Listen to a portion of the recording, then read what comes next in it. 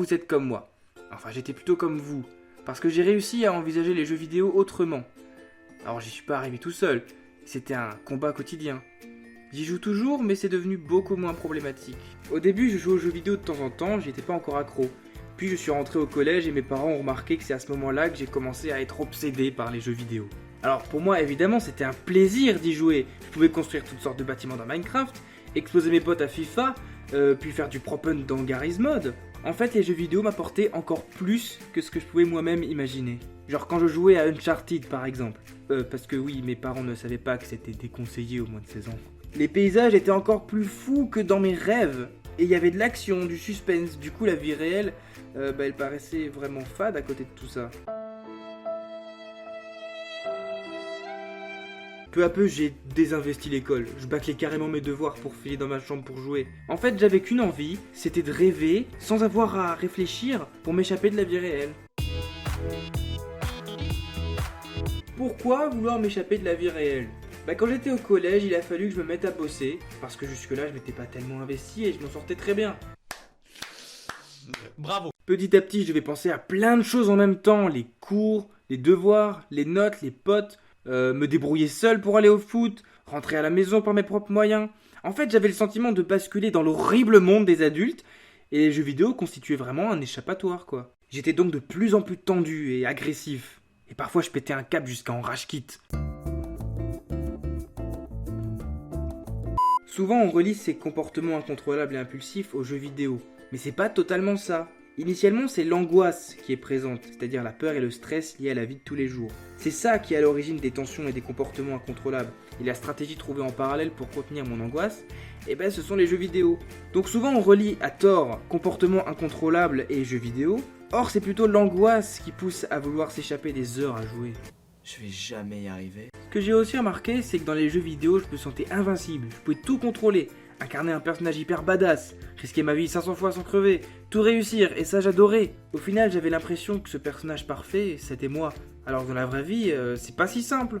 Est-ce que tu veux sortir avec moi? On n'a pas travaillé ce trimestre, une année bien difficile. Pardon, mais regarde comment j'ai pas de pec. En vrai, que ce soit dans Uncharted ou Fortnite, j'incarnais des personnages adultes, où je me projetais une vie d'adulte, dans Minecraft, à me construire ma maison idéale, ou à m'inventer une vie dans les Sims. Au final, je pouvais m'intégrer au monde des adultes sans crainte, parce que c'était pas la réalité. Enfin bref, tout ça pour dire que j'ai joué des heures, et forcément, c'était motif à conflit avec mes parents. En fait, j'avais tellement besoin de jouer tout le temps que quand on m'empêchait d'y jouer, j'étais Pas content. Du coup, je criais, je hurlais, je jetais des trucs par terre parfois. Donc mes parents n'avaient qu'une envie, c'était de me punir davantage. Du coup, ça partait dans tous les sens. Regarde comme ton jeu est trop fou. Ça c'est parce que ton jeu est violent que tu es aussi violent. Mes parents voient les jeux vidéo comme le mal absolu à éradiquer, donc forcément, il y a toujours de la confrontation. Mais c'est pas le jeu vidéo qu'il faut incriminer, c'est plutôt la façon d'y jouer. Le saviez-vous? Au 19e siècle, la lecture était perçue comme dangereuse par les éducateurs parce qu'elle empêchait l'apprentissage par l'observation de la nature. Et aujourd'hui, on dit que lire, c'est hyper important. Alors mon père, il me dit, t'es quand même pas en train de me faire croire que les jeux vidéo, c'est hyper important, rassure-moi. Non, je dis juste qu'il faut arrêter de considérer les jeux vidéo comme quelque chose de mal. Dans beaucoup de jeux vidéo, il faut faire preuve de stratégie, il faut raisonner, il faut être attentif à tout, etc.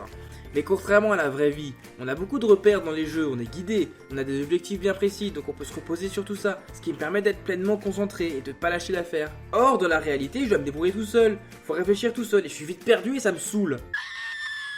En plus, grâce au jeu, je me suis fait plein de potes parce qu'on partageait des solus et tout. Donc je joue en ligne avec eux, à Overwatch ou Fortnite. D'ailleurs, ça aussi c'est un gros problème. Quand on commence une partie en ligne, je suis en stress total parce que j'ai toujours peur que mon père ou ma mère m'appelle, genre pour manger. Parfois je dis j'arrive, comme ça, mais je continue ma partie. Je sais que mon père ou ma mère va venir dans ma chambre pour m'engueuler. Alors, ma mère m'a instauré un planning de jeu. Ah oui, petit détail que j'ai pas dit. Mes parents sont divorcés, donc les règles sont pas les mêmes d'une maison à l'autre. Aujourd'hui, tu joues de 10h à midi, puis de 15h à 17h. Et tu te débrouilles pour que tes amis soient dispo à ce moment-là si tu veux jouer en ligne, ok? Bon, tu joues pas trop aujourd'hui, hein? Bon, finalement, je joue toute la journée. Non, tu n'auras pas la Switch. Je t'ai acheté la Switch. Bon, tu arrêtes ton jeu débile et tu viens mettre la table maintenant. Tiens, tu m'expliques en quoi consiste ton jeu, comme ça je peux jouer avec toi. Là j'aime bien, là j'aime bien. Et avec du recul, j'ai compris que le planning de jeu instauré par ma mère, c'était pour mon bien. Oui, c'était pour mon bien, faut bien le reconnaître. Parce qu'elle m'autorisait à jouer, hein, ça évitait juste que je fasse n'importe quoi. Bon, faut le dire, hein, si on me limite pas, je dors plus, je suis tendu comme pas possible à vouloir à tout prix remplir mes objectifs là. Et puis au final, je culpabilise parce que j'ai fait quoi de ma journée à part ça? Bah, je suis allé au WC, super, je sais tirer la chasse, wouh, gain de confiance en moi, 0. Après, mon père, lui, s'intéressait beaucoup à mes jeux vidéo, donc ça nous a rapprochés.